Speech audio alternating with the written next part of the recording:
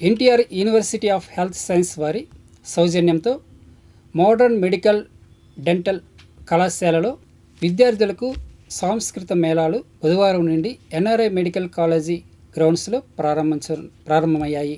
ఈ నెల 14 వరకు ఇవి కొనసాగుతాయి.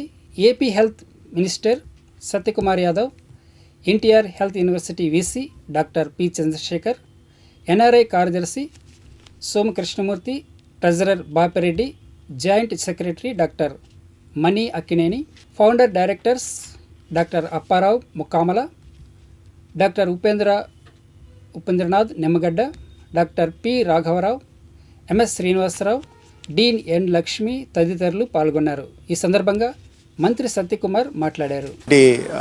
ఆటల పోటీలు కానీ, క్రీడలు కానీ, లేదా నృత్యాలు కానీ, లేదా పాటలు కానీ వీటిలో పాలు పంచుకోవడం వల్ల కాస్త మానసిక వికాసం కలగడమే కాకుండా నలుగురితో కలవడం, దాని ద్వారా కాన్ఫిడెన్స్ పెరగడం, కమిట్మెంట్ పెరగడం, కన్విక్షన్ పెరగడం, కంపారిజన్, తర్వాత కొద్దిగా ఎంపతి కూడా పెరుగుతుంది. ఎందుకంటే భవిష్యత్తులో వీళ్ళు కేవలం రోగులనే కాకుండా అనేక భయాలతో, ఫియర్స్తో, అప్రిహెన్షన్స్తో వస్తున్న పేషెంట్లు ఉంటారు. కాబట్టి వాళ్ళను సరైన వైద్యం అందించాలంటే ఆ ఎంపతి రావాల్సింది. వీటిని నలుగురితో కలవడం వల్ల, ఇటువంటి కార్యక్రమాల్లో పాల్గొనడం వల్ల మానసిక వికాసం కలుగుతుంది. తద్వారా ఒక నాణ్యమైన వైద్య సేవల్ని అందించడానికి అవకాశం ఉంటుంది.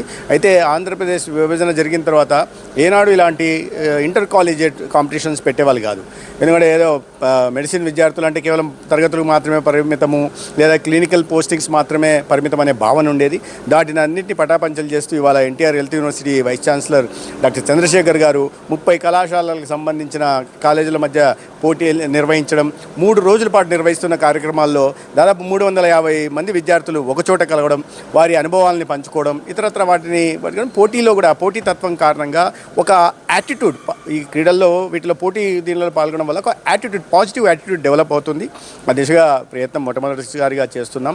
ఎందుకంటే విద్య అనేది చాలా పవిత్రమైన విద్య. దీంట్లో చాలా చిత్తశుద్ధితో, నిబద్ధతో పనిచేయాల్సిన అవసరం ఉంది. అటువంటి విద్యార్థులకు కూడా చాలా అవసరం. ఇవాళ ఇప్పుడే చూసాం, అనేక ఈ సంప్రదాయ నృత్యాలను కూడా చేశారు, యోగా కార్యక్రమాలను కూడా పిల్లలు చేశారు. అదేవిధంగా ఇవాళ సమకాలీన దీంట్లో ఈ జెన్జీ ఎక్కువ ఉన్నారు కాబట్టి మాస్ డ్యాన్సులకు కూడా డ్యాన్సులు వేసి అలరిస్తున్నారు. ఇది ఇటువంటి స్వాగతించదగ్గ విషయం. ఇది భవిష్యత్తులో కూడా వాటిని మరింత ప్రోత్సహిస్తాం. ఈ రకంగా ఒక ప్రయత్నానికి శ్రీకారం చుట్టినందుకు NTR health university vice chancellor గారికి, మొట్టమొదటి పోటీలని హోస్ట్ చేయడానికి ముందుకు వచ్చిన ఎన్ఆర్ఐ మెడికల్ కాలేజ్ యాజమాన్యానికి కూడా ఈ సందర్భంగా నేను ప్రత్యేకంగా అభినందనలు, ధన్యవాదాలు తెలియజేస్తాను.